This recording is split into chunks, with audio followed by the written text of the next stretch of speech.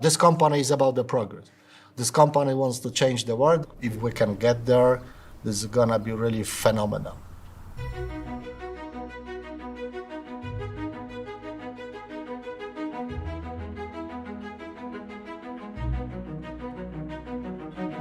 This company has had the courage, the visionary leadership to establish a new direction that disrupt the category. We are trying to disrupt our own industry.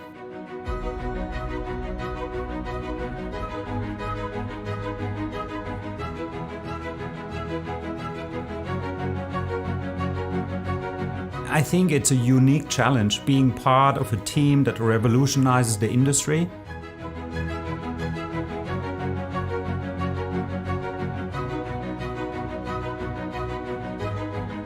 The big aspirations address the problem of smoking, go smoke-free, have a 50% of revenues in 5 years from now coming from this product. This is very ambitious, and it calls for a progress. We've said yes to people when they want to ask us questions. We've told them the truth when they've posed the questions.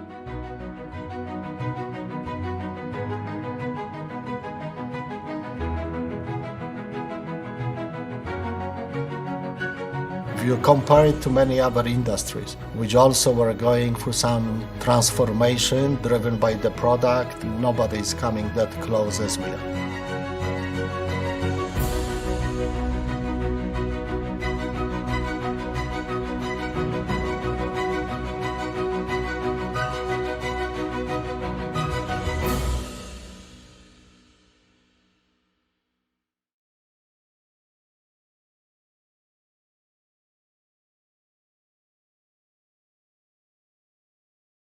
Good afternoon, everyone, and thank you so much for coming to Boston Globe's Technology, the Source of Misinformation and the Solution panel discussion. My name is Jessica Pierre. I am the CEO of a public relations agency called J. Pierre Communications, and I will serve as your moderator for this afternoon.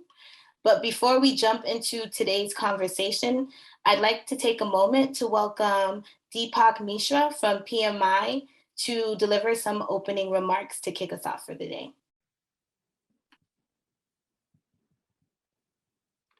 Thanks very much, Jessica, and good morning and good afternoon to all of you. My name is Deepak Mishra, and it's a pleasure to be here today, albeit virtually, and hopefully we'll all be able to come back together in person when the pandemic is behind us. I'm honored to open this panel discussion on this very critical topic, and thanks very much to Boston Globe.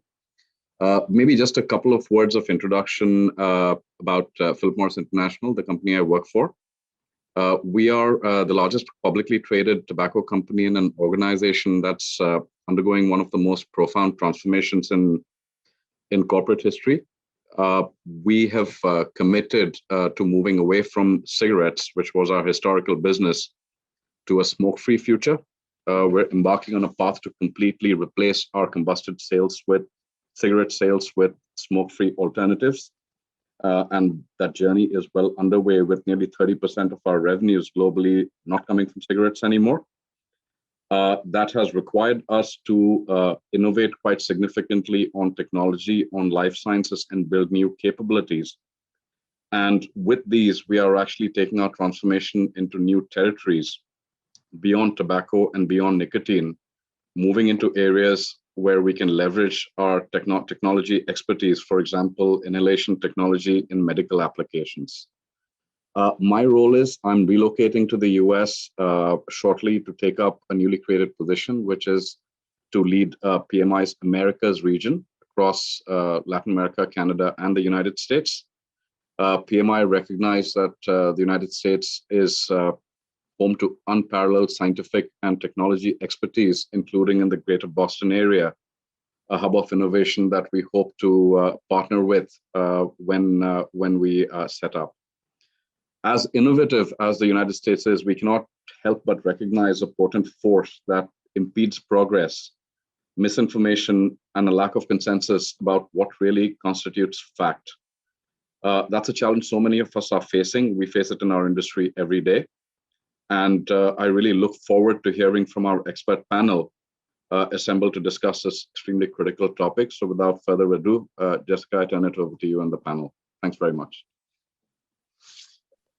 Thank you so much, Deepak. All right, so we are going to jump right into our conversation today, and we're going to start off by having each panelist introduce themselves and also just share a little bit about what misinformation means for you and your work and what you do. So we'll start off with Nick Lowe. Thanks, Jessica. I'm Nick Lowe, founder and senior partner at Zosimus. We're a full-service agency in Boston. And over the years, when I started the company 17 years ago, since that time, we've played a significant role in advertising within the digital world. And in particular, we've had really a front row seat and been participants in changes in media, particularly social media, and how misinformation has played that role. So I'm particularly excited about the conversation today. Thank you so much, Nick. We're really excited to hear from you today as well. And now we'll move on to Nick Louie. Hi, everyone. Good afternoon. My name is Nick Louie. I'm the CEO and co-founder of Peakmetrics. We are a data analytics platform that measures the influence of online messaging. And in the context of understanding and tracking misinformation, our work includes working with large brands, research institutions like the University of Pennsylvania, and government clients like the DoD to help them conduct media analysis and detect online trends, identify state-sponsored disinformation. A lot of our work is really trying to understand how something starts on like your mom's Facebook feed and then ends up on the New York Times in a couple weeks. So that's me. Thank you so much, Nick, for being with us this afternoon. And lastly, we'll move on to David Rand. Hi, all. I'm Dave Rand. I'm a professor at MIT at the Sloan School of Management and the Department of Brain and Cognitive Sciences. And I do research on why people believe misinformation, why people share it, and what interventions we can develop to try to reduce the spread of misinformation. And I've worked with most of the major tech companies in sort of advising their anti-misinformation approaches, including Facebook, Twitter, and Google. Thank you so much, David, for being with us this afternoon. Just a quick reminder to those of you that are tuning in, if you have a question for the panelists, please submit it using the Q&A box. And now we'll just jump right into our conversation. So researchers and policymakers alike have begun to recognize misinformation as a form of a large-scale public crisis. David, my first question is for you. Can you tell us a little bit about how misinformation resonates with people and who, if anyone, is the most vulnerable to misinformation, and how does it impact how we move about society today?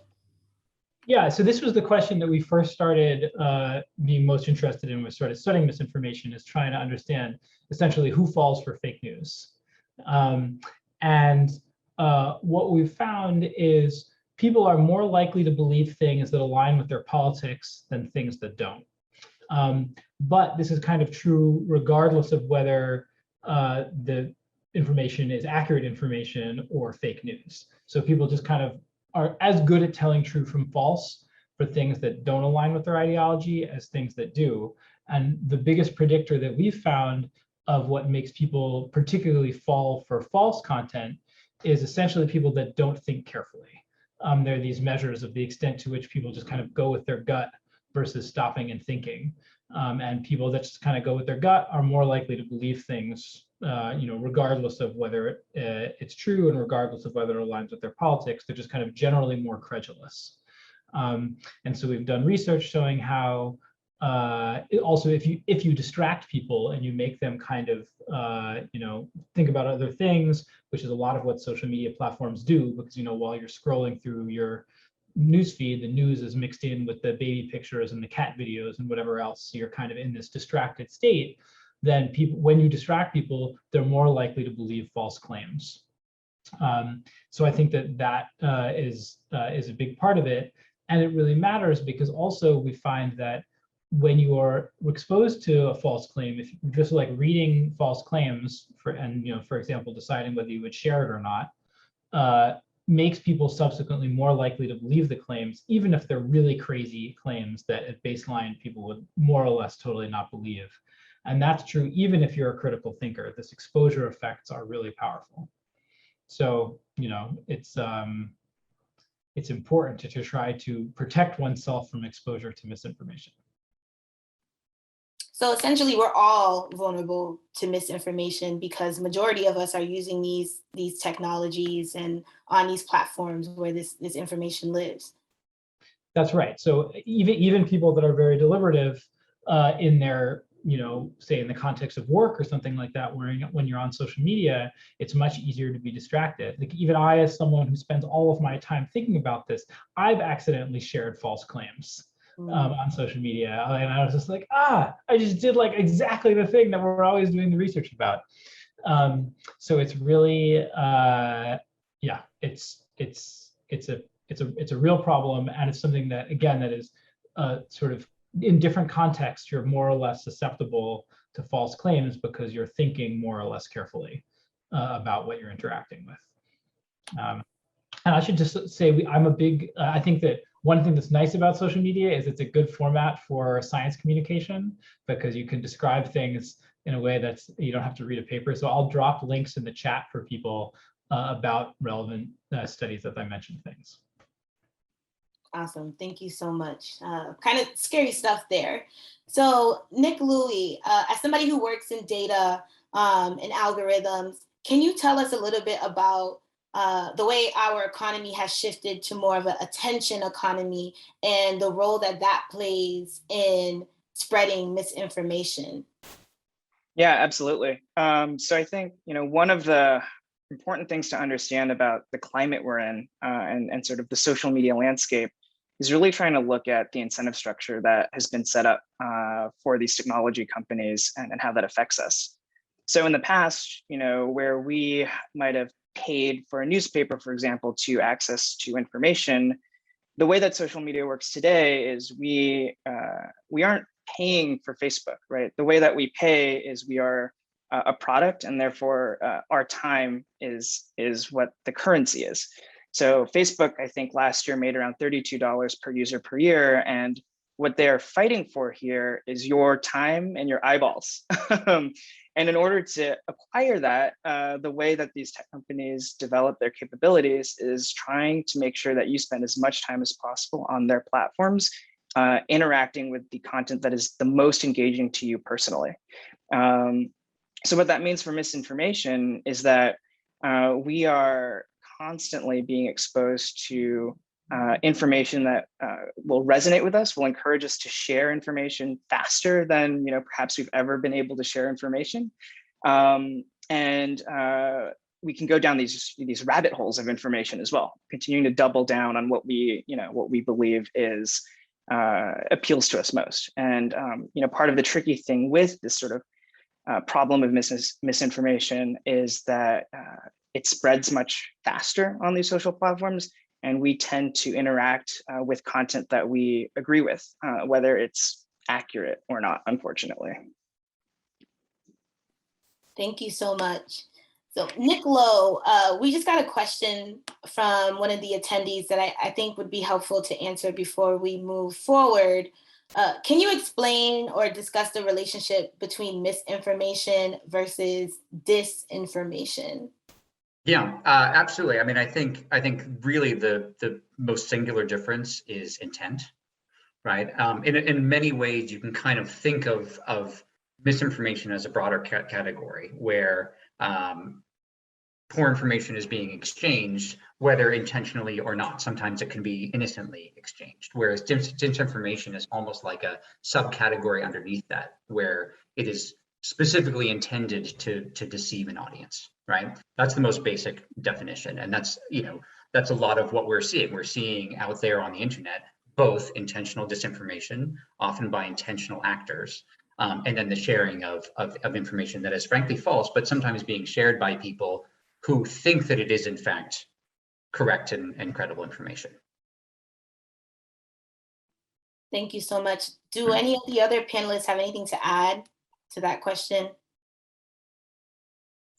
I think that definition sounds exactly right. And I think it's sort of important to distinguish between intentional misinformation and accidental misinformation when you're thinking about policies to try and improve, when you're thinking about things that are targeting the producers of the misinformation.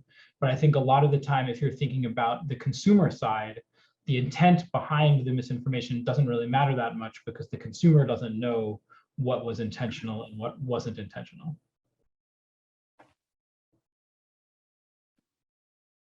Thank you.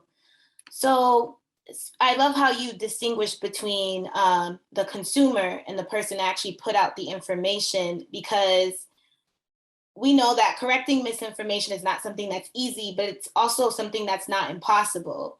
And researchers have basically outlined a way to tackle the problem, and it's by looking at 3 different perspectives.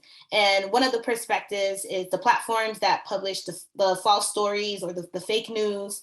And the other perspective is the readers who embrace those narratives. And then the third perspective is the people who actually share those articles that they see other people sharing as well too. So I would love to hear from each of you, what are some effective existing tools out there that can help tackle misinformation, and not necessarily from the user perspective, but possibly from the platforms that are actually putting this information out there? What are some tools or tactics that media companies can implement, or companies that share information overall can implement to help reduce the amount of misinformation being spread?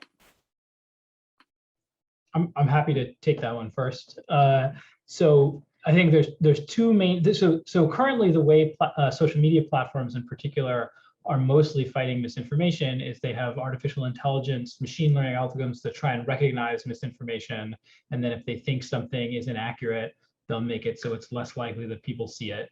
And they partner with professional fact checkers who will fact check things, which is a kind of time-consuming and slow process, and there's not very many fact checkers, so they don't cover much. But the stuff that they do cover, if they say it's false, then they'll put a warning on it, and they'll also typically make people less likely to see it.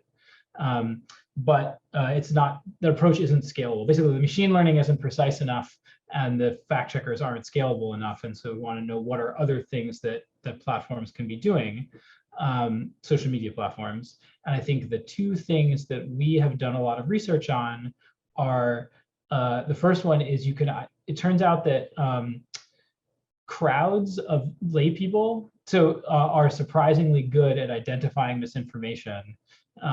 This is like the wisdom of crowds is this classic result. It goes back to the early 1900s. The guy went to this county fair and he wanted to show how people didn't know what was going on. And so there was some competition where people guessed the weight of an ox, and he collected all of the guesses of all the people wanting to show how bad everyone was. And then it turned out that actually, even though any individual guess was really bad, when you averaged all of the guesses, it was basically exactly right. And so this is this powerful concept that's been used in a lot of other applications, but we showed that it actually also works for identifying misinformation. So as few as maybe 15 or 20 lay people just reading a title, like and a lead sentence of an article, produced as much agreement with professional fact checkers researching the whole article as the fact checkers showed agreement with each other. And so it suggests that if social media platforms basically have users rate content, ideally not things obviously that they share themselves, because then they're invested in it, but you just show them random things. Every so often you have a pop-up that says, hey, help us inform our algorithms. Here's a random headline. Do you think it's accurate or not? Those answers will actually be quite useful in identifying false claims. So I think that's one thing that then it basically puts pressure on publishers to publish articles that are accurate, or at least that don't have crazy headlines. And honestly, I think that that's the most important thing, because on social media, most people only read the headlines anyways. And so, and a side note is that I think a lot of mainstream outlets that are producing credible news, because of the attention economy or sort of in response to it, have started creating crazy headlines where the article is actually quite accurate, but the headline is kind of sensational or misleading in order to get people to click in, and that's really bad because nobody clicks in, and so then they're just essentially, it's the misinformation in the headline gets much wider distribution than the accurate information in the article. So I feel like that's like something that is really important to resist. And then the question is, what are business models that allow, things like the Globe to do good journalism without clickbaity headlines? So anyways, that's one thing. And then the other thing that comes out of it is, so I'm saying that basically, if you ask people to rate the accuracy of random pieces of content, those ratings are useful. But the other thing that we found is that, as I was sort of mentioning earlier, and I think it's also Nick was alluding to, there's this attention economy that is happening on the platforms, and they're always vying for your attention, and particularly they want you to be paying attention to the things that are going to draw you in and to keep you engaging, which is something true or not. And so your attention is shifted away from accuracy and towards all of this other stuff. And so they're creating this attention ecosystem where accuracy is very low in the pecking order. But they can do things to try and redirect people's attention back towards accuracy. And we've shown in a bunch of survey experiments and also in a big field experiment on Twitter where we got over 5,000 users that had been sharing links to Breitbart, and we sent them a message where we just asked them to rate the accuracy of a random headline, that significantly improved the quality of the news they shared afterwards, because it just got them to reflect on accuracy in the first place. And so I think that that's the other big thing that platforms can do, is they can try and just get people to pay more attention to the basic idea of accuracy in the first place, so people don't just forget to check whether something is true, or not even check, but reflect for 1 second on, does this seem credible or not, before they share it, as I myself have failed to do sometimes on Twitter.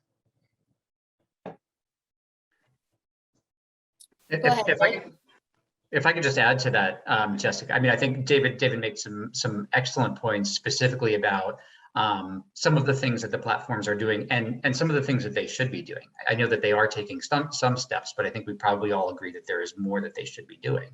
That being said, the onus for battling misinformation doesn't rest entirely on the platforms either, right? I mean, there is a responsibility here that's spread out among other actors, right? Government needs to play a role in terms of fostering high journalistic standards and educating the populace about it. And some of that may happen at a high level or even down at the municipal level in schools. I know that my kids in school have learned a lot as they've started to get to an age where they're actually doing independent research. They've learned a lot about how to choose reputable sources and how to select some and be discerning there. And then, of course, we as consumers of the information also bear a significant responsibility there. I think we all wish we didn't, but the fact is that we do. And so there are actions that we can take to make sure that we're being thoughtful in what we're looking at and being discerning. And there also are tools that we can use to, most of the major social media platforms do have tools for reporting misinformation when we see it, right? So there is really a sort of a broad responsibility among a lot of different actors, and it really is going to continue to take time. I mean, a lot of the focus gets placed on social media right now because that is an area that has made misinformation explode. The reality is misinformation has been around since the beginning of time. It just hasn't been able to spread as quickly and as easily as it does currently. Yeah, we did. Oh, sorry, I just want one super component. I do think that there's a little bit of too much onus on social media, in that lots of misinformation is also coming not from social media, but from Fox News, right, and talk radio. And talk radio, yeah, absolutely. Yeah, I was going to say that building on both of your points, we did an evaluation of some 650 initiatives looking at mis and disinformation solutions. And we started to sort of bucket out towards a framework that was very similar to, Jessica, what you just outlined, which is that in evaluating misinformation as a consumer to sort of protect yourself, what are the vectors even that we should be looking at? And it was basically one, what is the content we're looking at? So and I think David, you mentioned this, like, how do you fact check this information? Like, how do you look at trusted sources to understand if a story is even verifiable or correct? So those are things like Snopes, and sort of verified fact checkers, or Google Fact Check is a pretty good resource too for just aggregating this information.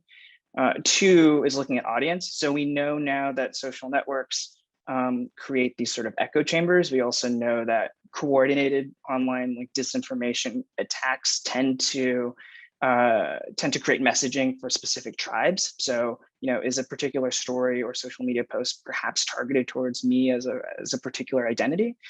And then three, what is that distribution? Like, where is the message coming from? Is it from a trusted, verifiable source? Is it from a niche website?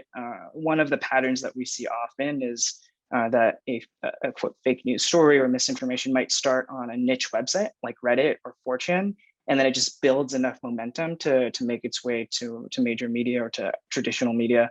So, if I'm early on in that cycle, where is that information actually coming from? And that's really important. And it's also important to understand, again, like where am I consuming that news, and is it trustworthy? And there's great resources for identifying, if the site is trustworthy as well. Thank you all. So I just had a question come to mind while all of you were speaking, because to get to the root of the problem, it's surrounded around money. And that's why we have this attention economy, because there's billions of dollars in it. But is accuracy a threat to the attention economy? Is it possible to create headlines that can evoke an emotion or encourage people to share articles that's accurate?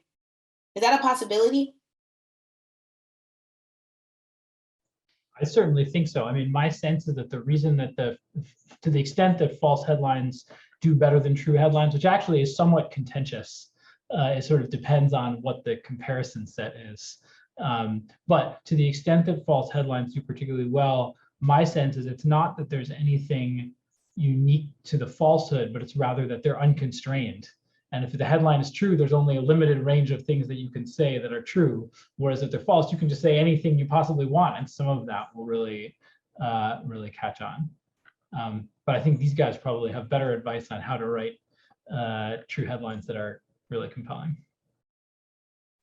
I mean, I think it's the pessimistic side of me is that it's actually a pretty hard uphill battle, that we're looking at fighting right now. Like, information moves too quickly. Gen Z and younger, is in this mode of everything must be instant, everything must be fast. Like TikTok moves at 1,000,000 miles a minute. So we basically have to, as a society, start to unwind a lot of what we've trained ourselves to expect in modern technology. But that being said, I do think that there's ways to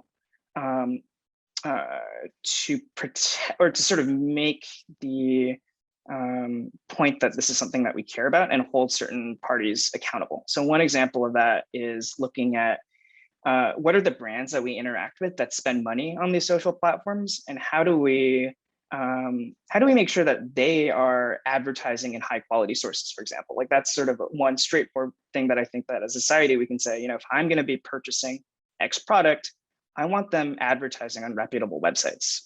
So I think there's things as a society that maybe we can sort of do together to help shift some of those mechanisms.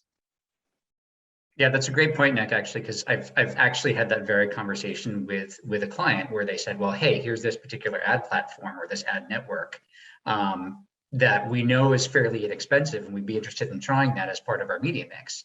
And we actually pointed out, well, why don't you take a look at who else advertises on that network, right? Because you're going to be associated with them, by definition, by being on there. And once they saw that, they very quickly changed their mind because they didn't want to lose credibility because of being associated with them. So it's a great point about media mix.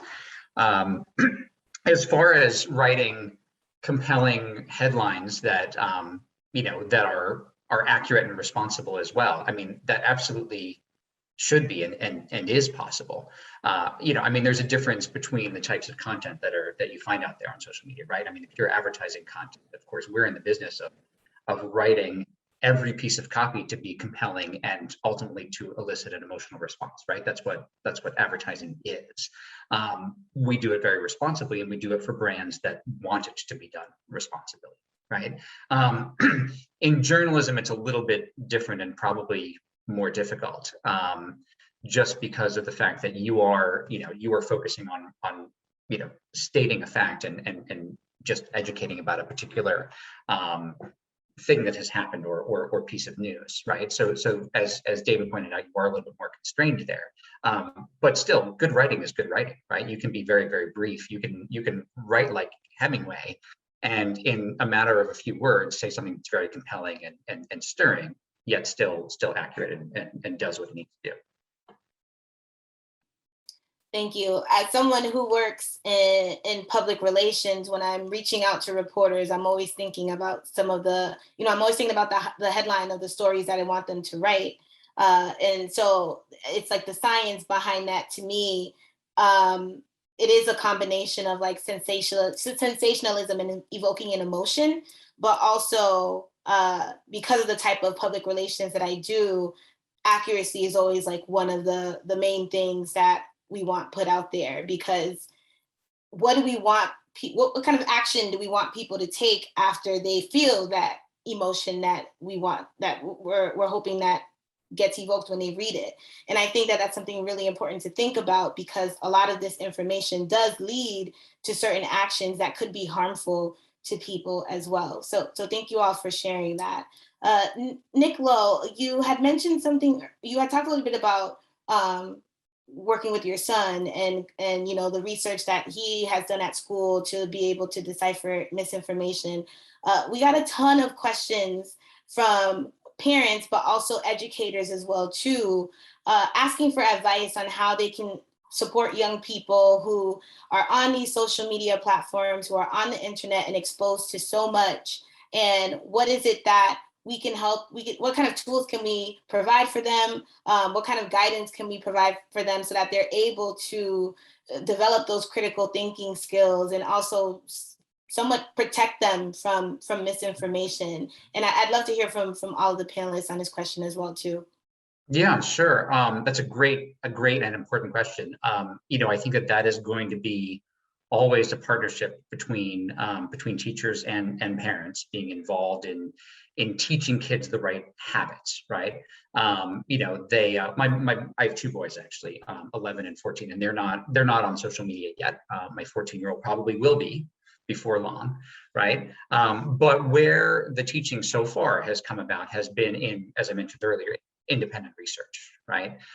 So starting in elementary school, they are starting to do some research. And the way that it began, which I think was a great way to do it initially, was there were several school-approved resources that were already pre-vetted, and they were required to use those sources for their initial research, right? So there was no danger of them sort of going off. But then as they start to branch out to other sources beyond just those approved sources, then that's where the education comes in, right? And it's looking at these information sources in general. So not just social media, but anything, right? Whatever you're trying to find out about, trying to discern what is credible and what is not credible.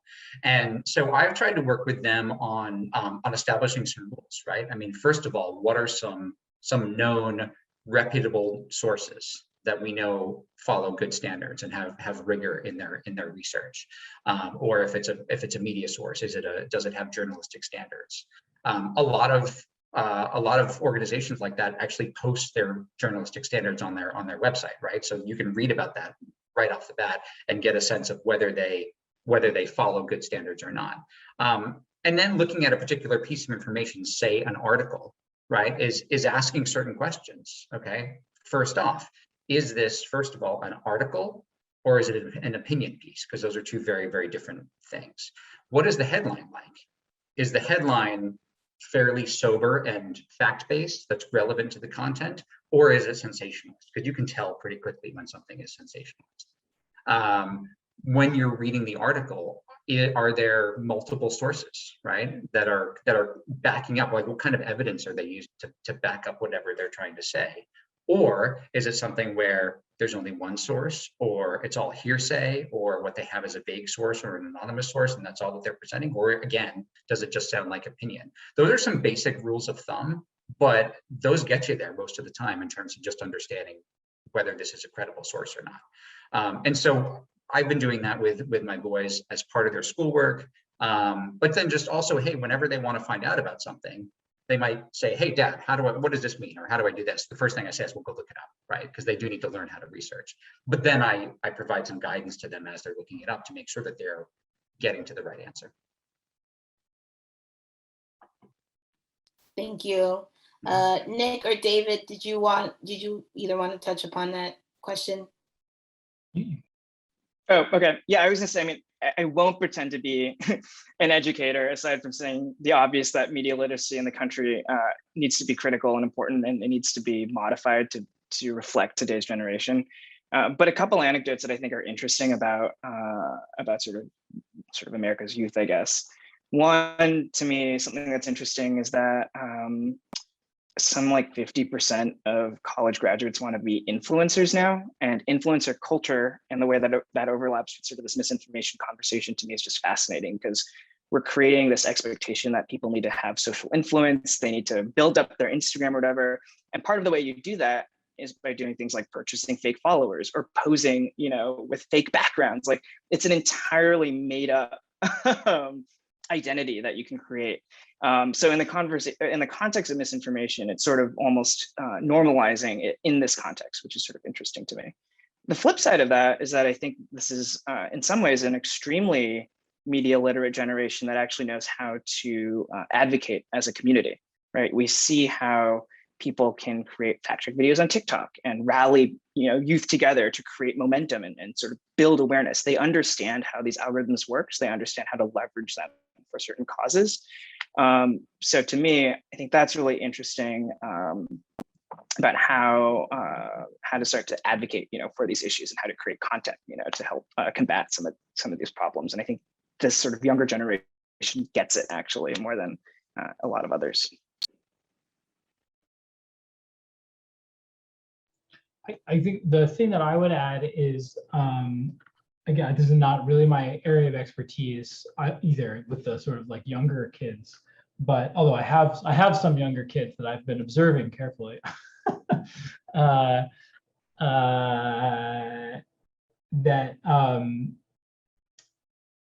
I think in the same way for adults, I think that trying to teach kids to be aware that when they're on social media, they're in this environment that is directing their attention in specific ways with specific goals, which is to get them to use it as much as possible and to get them to buy stuff.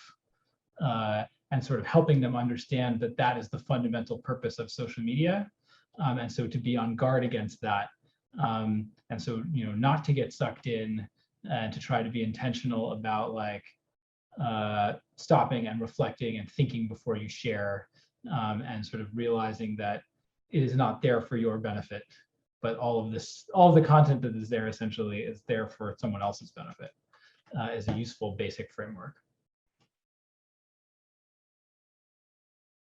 Thank you all. So I want to present a scenario that many of us have been facing or will eventually face at one point. And I'd love to hear some advice from you on how to best mitigate this scenario. So it's Thanksgiving dinner.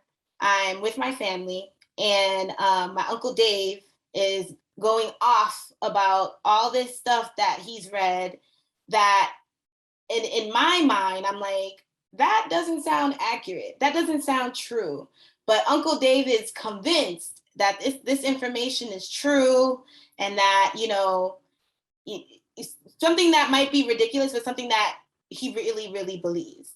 How do I have a conversation with Uncle Dave and kind of encourage him to question the accuracy of what he's believing without hopefully not causing a huge conflict or calling him a liar in some sense? What advice would you guys have in helping people navigate these types of conversations that we're eventually going to start having with our loved ones, if not already? I think one thing that's important to keep in mind in these conversations is that I think, and our research suggests that in general, most people are coming from places of good faith And like people that believe things that are obviously not true are not necessarily stupid or purposefully hoodwinking themselves, which I feel like it is often, it feels that way to people on the other side, which then lends yourself to be like, how could you think that? That's the stupidest thing I ever heard, whatever. That kind of approach is typically like not useful.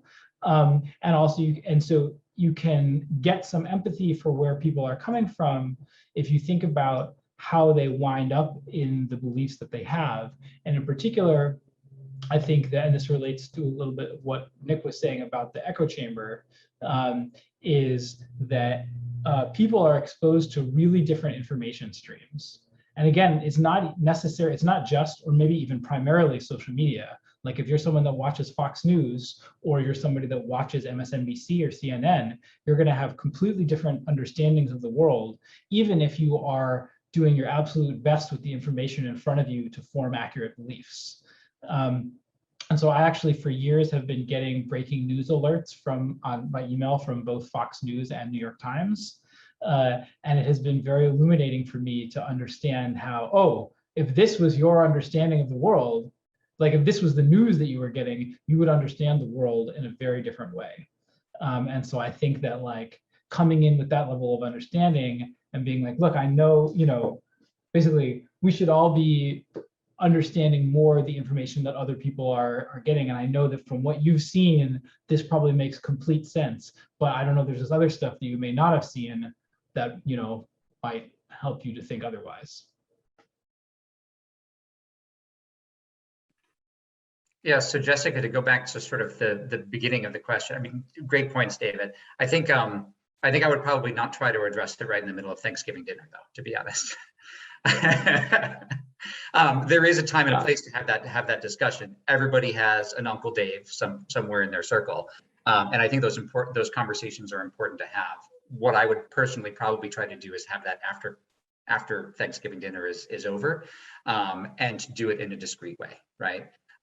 Because I think a key thing when you're essentially trying to show somebody that their fairly deeply held belief is in fact factually incorrect, is if you do that in front of other people, they're going to sort of shut down or dig in, and it's not going to be effective.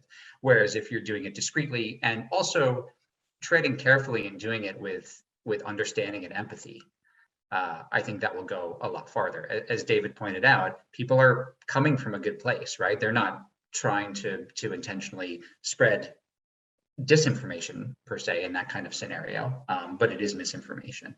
And so I think if it's done respectfully and gently, then then minds can be swayed, or at least a positive discussion can be had that might plant a seed for Uncle Dave questioning what he was talking about. Yeah, I totally agree. Empathy in the context of this is so critical, and a Facebook thread, might not be the most effective way to tell someone that they're wrong. But I think also starting to understand what are the different types of misinformation and disinformation, like really starting to get down to any specific individual and understand what's going on. Like that's really important, right? Because unwinding someone from like QAnon is a completely different conversation from fact checking an article that someone posted. Those are very different challenges. And part of the tricky thing with sort of this whole topic is just that there's so many intricacies, as you start to look at the different ways that this permeates through society. And thank you all. I think you all brought up some really good points. Empathy is really important because, especially dealing with people who have different views, because our views, even if we think that they're more factual, they've been influenced in some to have a particular perspective as well too. So I think taking a step back and being like, okay, well, where did they get this information from? What does their life look like? Who's around them? What are their experiences? Is something that's really important. And then also, I totally agree with not having the conversation at Thanksgiving dinner, because I will lose my appetite, and that's a nightmare to lose. Yeah. Talk about football instead, right? Back to it later. So I appreciate you all for sharing that perspective. So before we move on to some of the questions that the attendees have been submitting, I want to ask a broader question of where are we right now in this fight against misinformation? Because we know that, you know, a lot of times when we realize that something is a problem or a crisis, we realize it when it's too late. So are we at that point where it's too late and it's going to be really hard to regulate? Or are we at that point where, you know, we're doing research, gathering information, seeing how it affects, seeing how technology is impacting people, seeing some of the damage that has been done, and like seeing pathways and hopeful pathways to, you know, erasing some of that damage? What do you all think we are with all of this?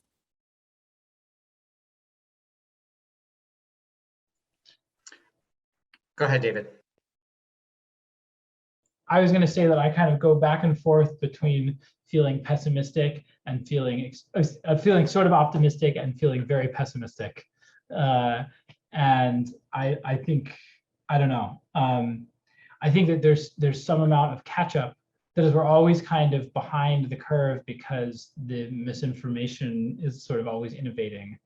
And I feel like, in particular, the thing that has me really concerned is that I feel like, you know, in 2016, when everyone started talking about fake news, what we were worried about was random things made by like bizarre out there sources or Macedonian teenagers or whatever that then go viral online.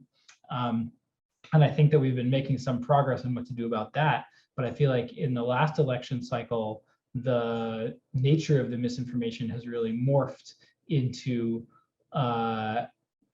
really coordinated top-down misinformation campaigns by American political elites, who have like really broad trust and support by a lot of people in the public. And I think that's a way harder problem to solve because of it's coming from trusted sources, it's getting lots of repetition, it's getting lots of broadcasting on all the relevant channels, and it just creates a world and a narrative that once you're in that world, it shapes your understanding of things, and all the new evidence that you see, even if you're a totally rational, truth-seeking person, all the new evidence that you see is judged in light of what you already know about the world, and it makes it much harder to get out of those holes.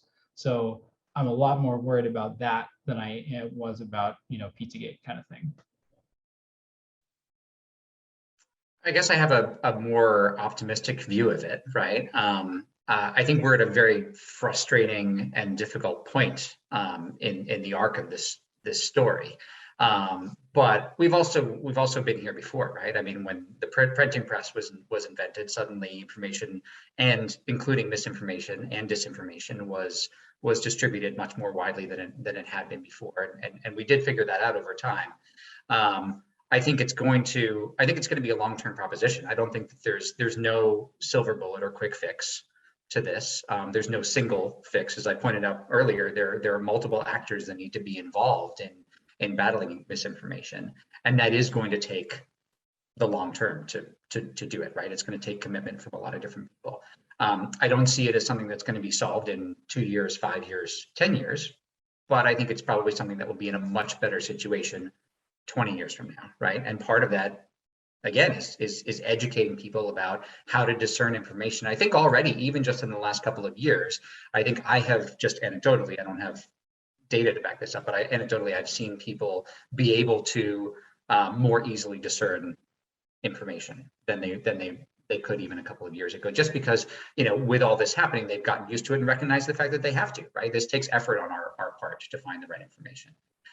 So I think over time it will happen. I think we need to remain vigilant. I don't think it's something where we can just, you know, say, oh, the social media platforms have to take care of it, or government has to take care of it. No, it's really everybody kind of has to work together to sort this out.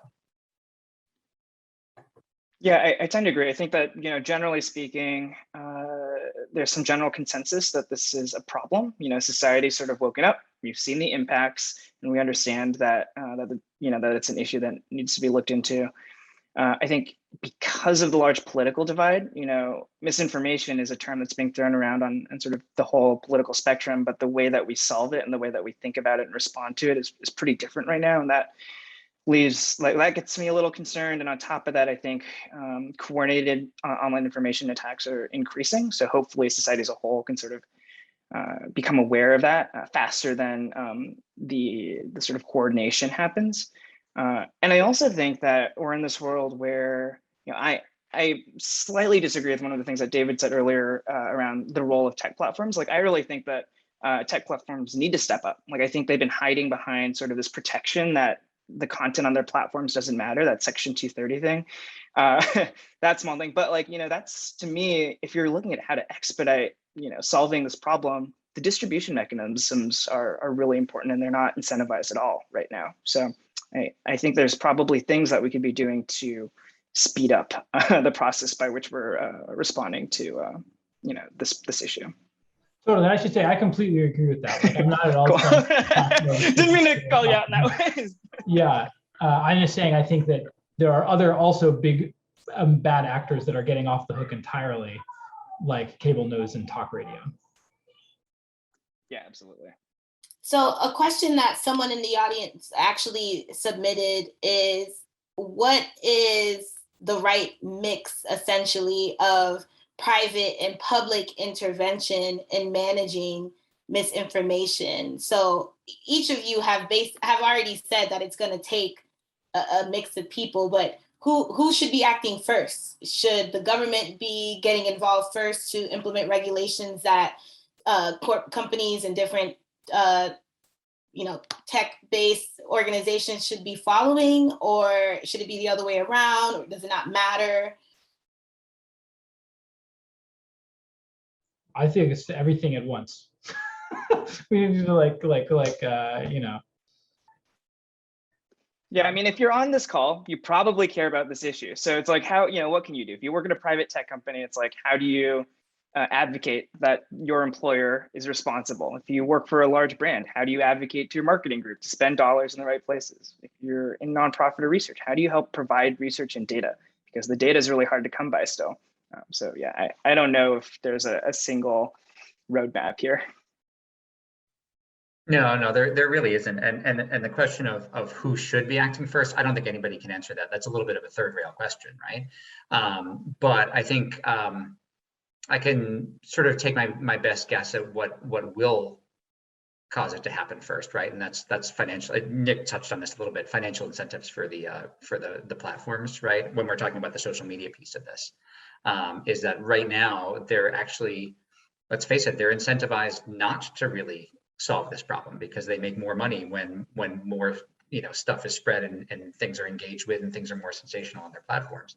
But I think as public sentiment shifts away from that and people push them harder on it, then eventually they're going to realize that hey, we need to, in order to keep our market share and our great profit margins, we're gonna need a change here. And I think to some degree that's already happening, right? I mean, that's probably what caused Twitter to make some of their changes last year. I think we all agree that there's still more that Twitter and Facebook and other platforms need to be doing, but I think that's the potential sort of loss of their golden goose, so to speak, I think is what's going to drive them.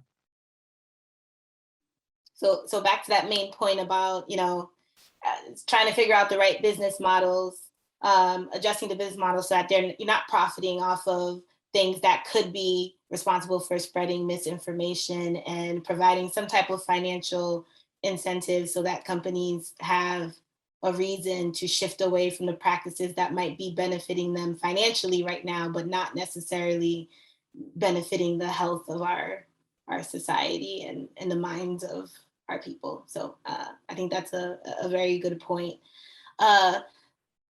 Another question I had is, how does censorship play a role in these conversations? I feel like a lot of the times when companies do take a stance against misinformation, it's often categorized as censorship. So what is the main difference between pointing out something that may not be true versus censoring a platform or a person? I think one thing that's important to keep in mind when we're talking about censorship is that the amount of content that any one person sees is a tiny fraction of the content that all of their friends or people they follow or whatever produce. So like the core of all of the social media algorithms is choosing what to show and what not to show. So in some sense, censorship, which is to say the systematic privileging of some content over other content, is just a fundamental feature of social media platforms. And I think a lot of people don't appreciate that. And so the question isn't, are they going to censor or not? But the question is, what are the things that you think are important that they should be using to upweight or downweight things? And so I feel like there's a lot of concern by people on the left, people on the right, that fact checkers have a liberal bias. And so if the platforms are privileging content that fact checkers think are accurate, that's some sort of like censorship. We find in a bunch of studies that there's actually quite good agreement between professional fact checkers and politically balanced layperson crowds. And so I think that they could just, I think that's another advantage of using crowdsourcing, by the way, to identify inaccurate content is if you use politically balanced crowds, then it can't be accused of liberal bias. But yeah, so I think that there's always some trade-off between, there's a necessary trade-off between reducing the amount of misinformation and a certain form of what people might call censorship. And I think there's just sort of no way around that. If by definition, what reducing misinformation means is preventing people from seeing misinformation. But again, I think that needs to be considered in the context of the fact that the algorithms are always not showing you a ton of stuff. Yeah, and public interest really needs to be part of that balance, right? I mean, a current example is, you have people complaining about the spread of or the what they're calling censorship of the spread of information about the horse dewormer story, right? As if that is, let's face it, the overwhelming majority of the medical establishment is fairly crystal clear that is not a cure for COVID. In fact, it's probably harmful to people who are taking it. Yet there are people that still feel like that information should be shareable, right? But if it's information that is working directly against the public interest in an objective way, then for me it's hard to call that censorship if you're stopping the spread of that information. But other people see it differently. That's the unfortunate thing, is there are different definitions of censorship and what should be available to be spread. But I personally think that public interest is a valid factor in what that decision is. But actually, and that reminds me that I just ran a survey of like 5,000 representative survey of Americans, and a majority of people from both parties believe that social media platforms are responsible for reducing the spread of misinformation and should be doing things to reduce the exposure to misinformation.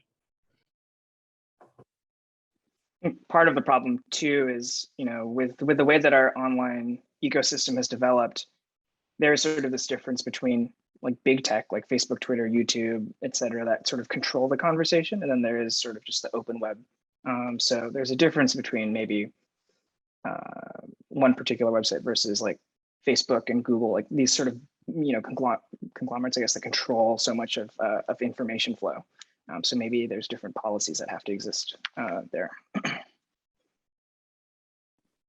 Thank you so much. So that pretty much wraps up our conversation for today. I really want to thank the Boston Globe for putting this event together, and also thank all of the panelists for joining us this afternoon. Please feel free to share any resources or your company website if people want to get more engaged in your work in the chat section, so that the people attending today can have an opportunity to stay engaged with all that you all are doing. And at this moment, I'd like to invite Deepak back so that we can get our closing statements and our conversation for the day. Thanks very much, Jessica, and thank you ever so much to our distinguished panelists. That was a terrific discussion. I certainly learned a lot and was very inspired by the insights and the analysis that you guys have done on the topic.